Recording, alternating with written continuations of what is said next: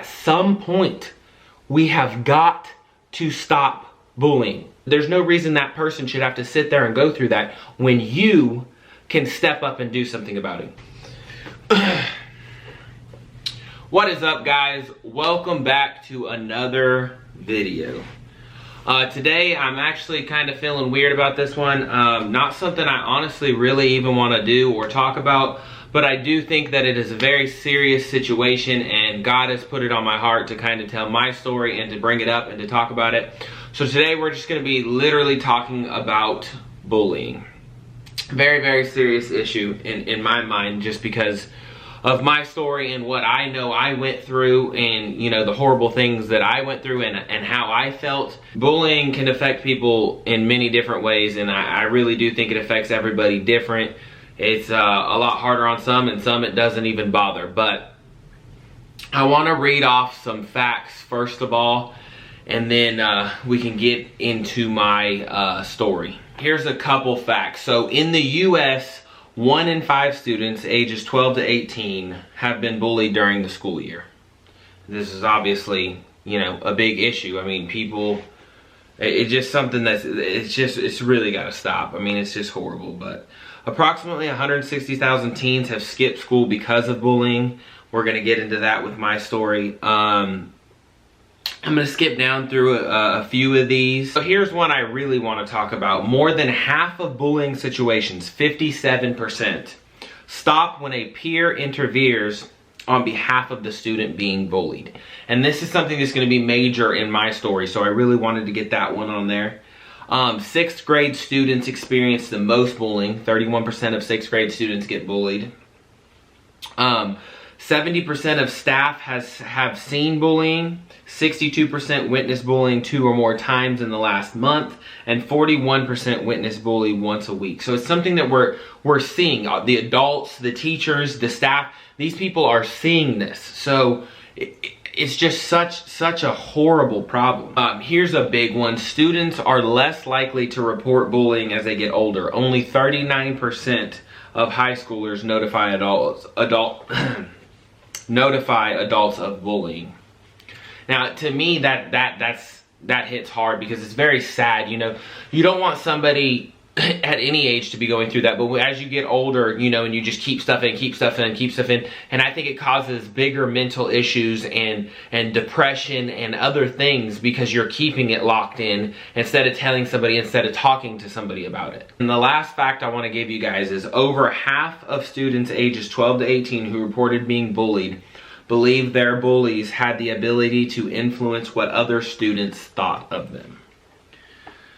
Okay, so I'm gonna get straight into my story. Bullying for me started when I was in 2nd grade.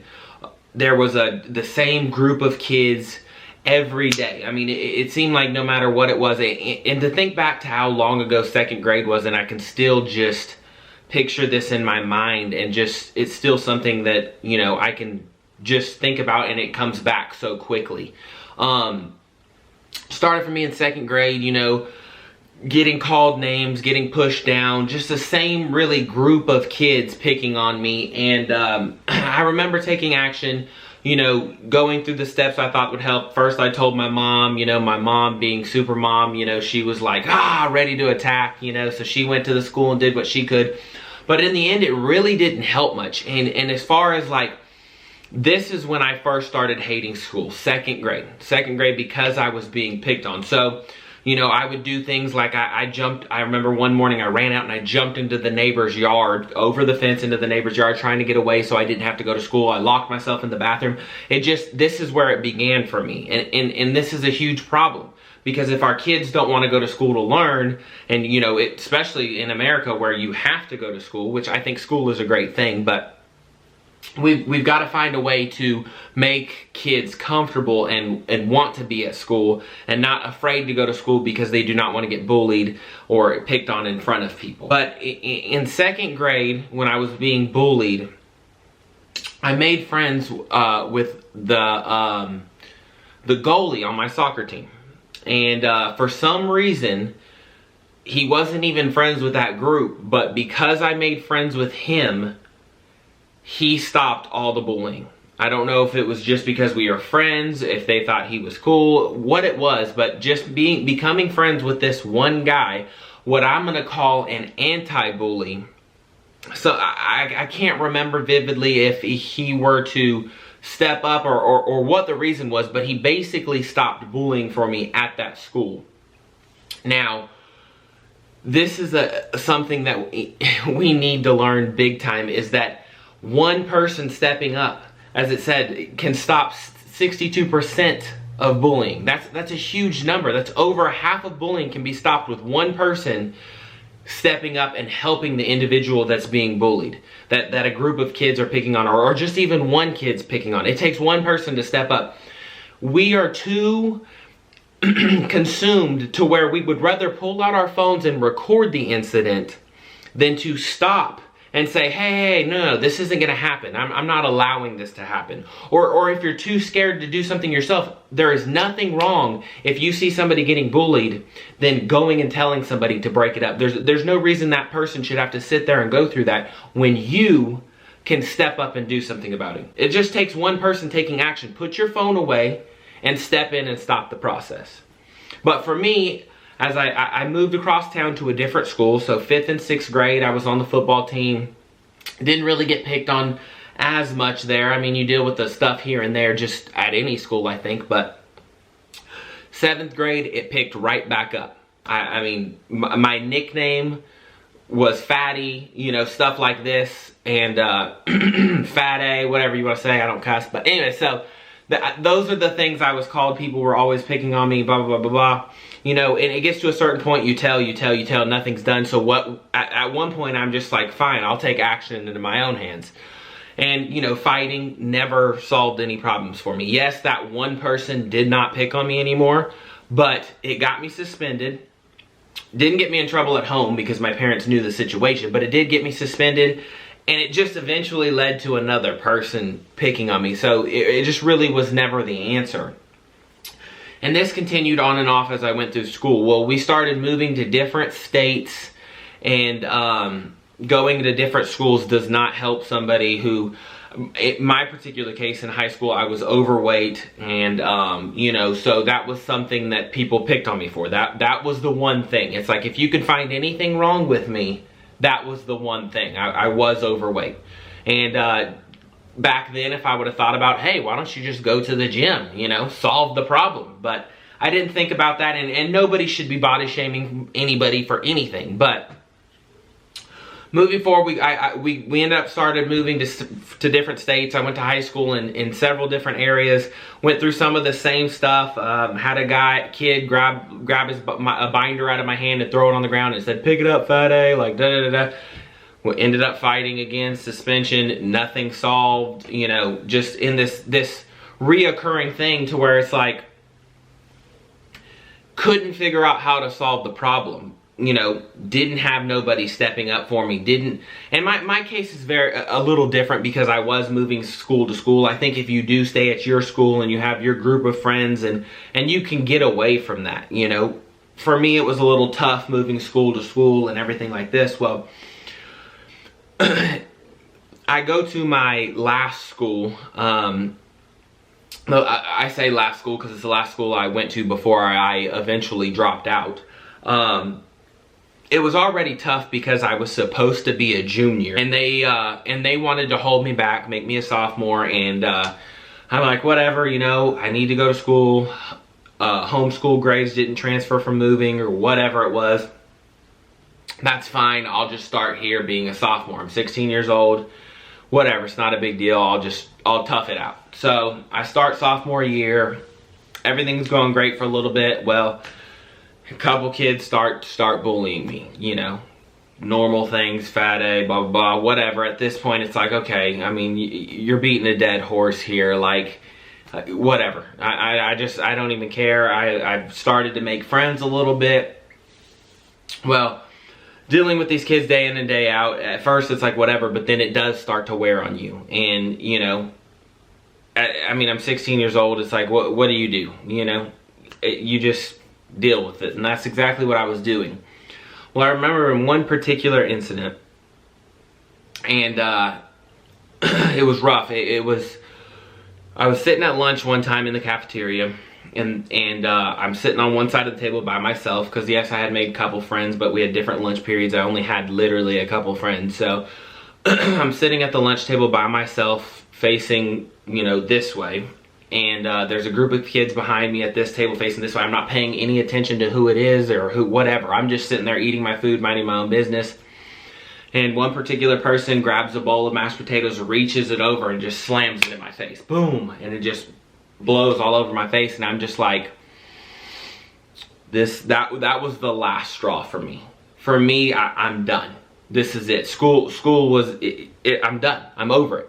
I remember walking out of school. I was crying. I walked directly off campus and I walked towards my house. I called my mom.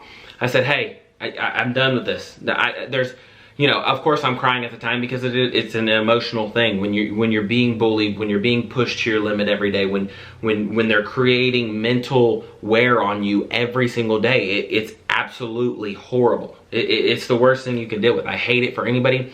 When I see videos these days, it just makes me sick to my stomach, because me personally, I've been there. I've felt that pain, and I know what it's like, and it's absolutely horrible. But I called my mom, and I'm just like, hey, you know, this is what happened. Dude slammed a bowl of mashed potatoes in my face, and I'm just sick of this. You know, I don't want to deal with this crap anymore. I'm done, and I'm not going back. And she knew where I was, and I think this is the worst thing you can do. Don't get me wrong. I think you should go to school and graduate, and if you can, go to college, and there's great things in all of that. But at this point in my life, I was done. I physically could not do anymore. So I did drop out of high school. I got my GED. I got a job, and then I just worked different places and stuff, and that was the route I took. Was it the best decision? I don't know. As of right now, I don't know, but I live well, you know. I do work for a living, and you know, some people don't like working, but hey, it doesn't bother me much. I didn't get the college experience because after dealing with all that, I figured school was not for me. But I'm telling this whole story because at some point we have got to stop bullying. It's got to stop. I mean, there's got to be an end to it. Either these kids, I mean, I know they're at such a young age, and I don't even know how you would hold them accountable. I can't even put into words how you would do that. But at some point, they've got to become accountable, because it causes long-term effects. It's not like when I left school that day and I went and got my GED, I'm just perfectly fine. No, I dealt with depression. I dealt with several mental things, you know, lack of confidence. When you get bullied every day, you have no confidence. You talk about bullied every day and in a different state. How do you meet people? Because you have no confidence. You don't want to talk to people. Obviously, I got through all of that, and I'm stronger now because of it. And looking back, I don't know if I would have ever started working out if I didn't go through the bullying thing. Even though it did come later in life and everything, and I love the gym. It's one of my favorite things to do. But we have got to figure out a way to come together to stop bullying and hold these kids accountable for what they're doing. And you personally can be one of the people to stop bullying. It just takes you putting down your cell phone and stepping in. That's all you got to do. If you see somebody getting bullied, the last thing you should think of is, hey, let me record this. It should be like, hey, who do I need to get to stop this? Or can I get in there personally and stop this? You need to do whatever you can do to stop the incidents. When I see the videos, I have a 12-year-old little brother, and I hear stuff about him getting bullied, and it literally drives me insane. I do think now, though, in 2019, about to be 2020, that it is being looked at a lot more serious. You know, 5-10 years ago when I was going through it, it wasn't, I don't think it was really looked at serious. I think it was, oh, it'll be all right. Everybody gets bullied. Oh, it's fine. But now I think it's becoming such a big issue that it's like, okay, we do got to take a stand. We do need to hold these kids accountable. We do need to step in. And that's somewhat in the right direction. But just know that you don't have to have somebody step in when you can be the person to step in. You can be the change. It all starts with you, you know.